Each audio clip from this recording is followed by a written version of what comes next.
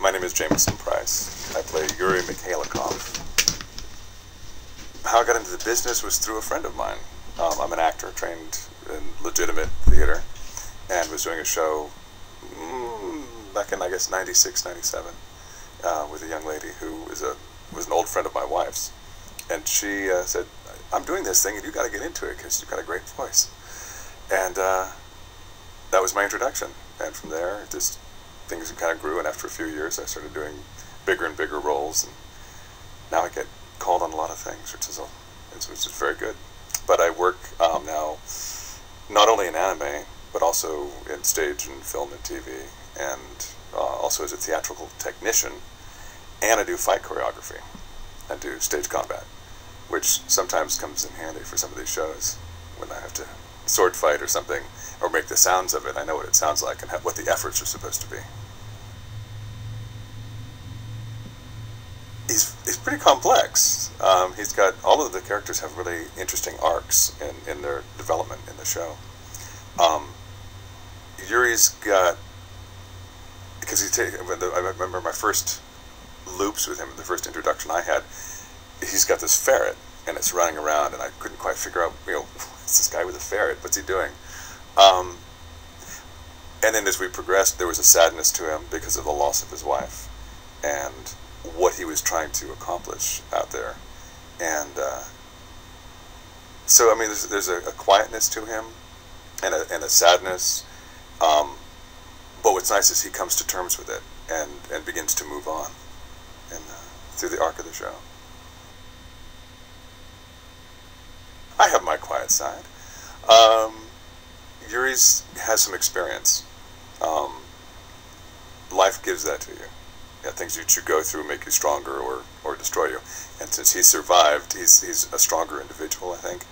And I'm old enough now. I've gone through a few things and had good times and bad times, so that there's a certain, I guess, wisdom or experience that comes with age that Yuri seems to have, and I hope I've gotten a little bit of through my life. It's tough to compare to the original Japanese because we see it in such small chunks. It's not like we get to see the whole thing or a whole episode, and so the comparison is line by line. So I think I'm not very clear on, for me, how my character relates to the Japanese interpretation, because a lot of what we try to do is not imitate it, but match it in its emotional content or in its vocal dynamics to a certain extent, but we need to interpret it for an American audience. So that's a lot of the direction that we get, is trying to make it seem the same or mean the same, I guess, to an American audience that it would for the Japanese audience. How I approach characters is visually. I need to see the character. And so I took a look at him and, oh, okay. And then you find the voice. Oh, he sounds like this, or he's got, I think Yuri's a little higher pitched than my usual range is down in here. And we went, oh no, he's a little higher. He's a little softer, and he's got some, that touch of sadness that they wanted to go for, that I didn't know exactly why it was there, and we found out later on. Because a lot of times things also develop as we go through. We learn more and more about the character with each episode that we didn't know at the beginning. Oh, that's what that means, or things come into clearer focus for us as we go through. Oh yeah. He started off with this secret or whatever. There was something, the sadness that he had, that later on I learned that his wife had died, and then the whole search for the locket, and everything that kind of went into that.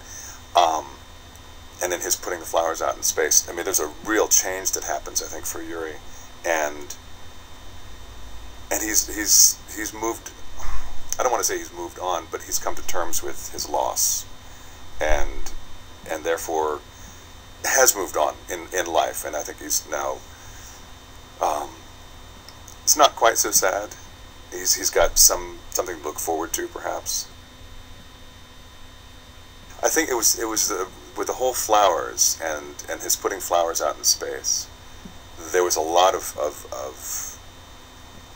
interesting subtleties, I guess, that we were trying to go for, So listening to the inflection or the emotional life that happens through the, and I can't remember what episode it is. There's a couple of episodes where it really begins to focus in on Yuri and what's going on with his search and finding the locket. You know, which is kind of an amazing thing he actually finds that out there, and putting the flowers out. So I think there's a lot of interesting work that was done there, and more subtle work than sometimes we get to do in doing this.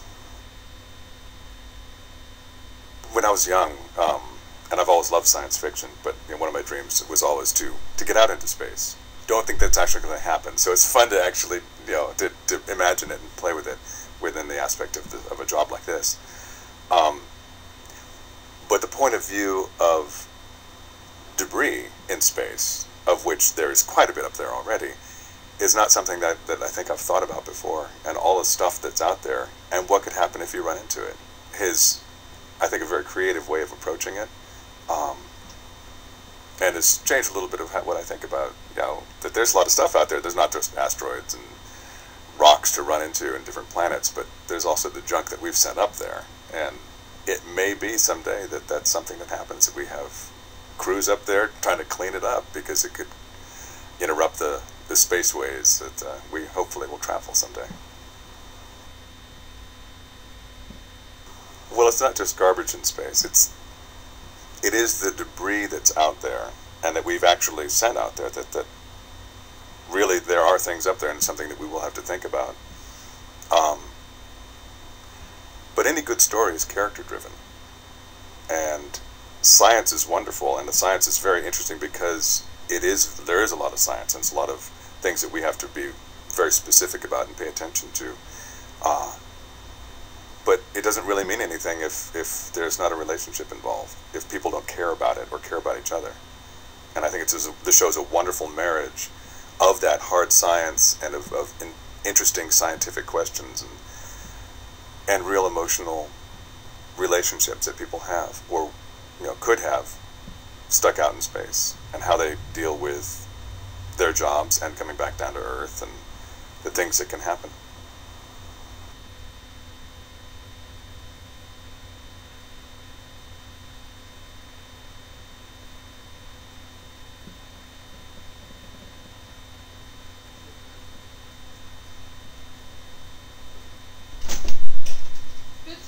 Anywhere even near being decent, I'll just have it put on YouTube. Looks like it just finished.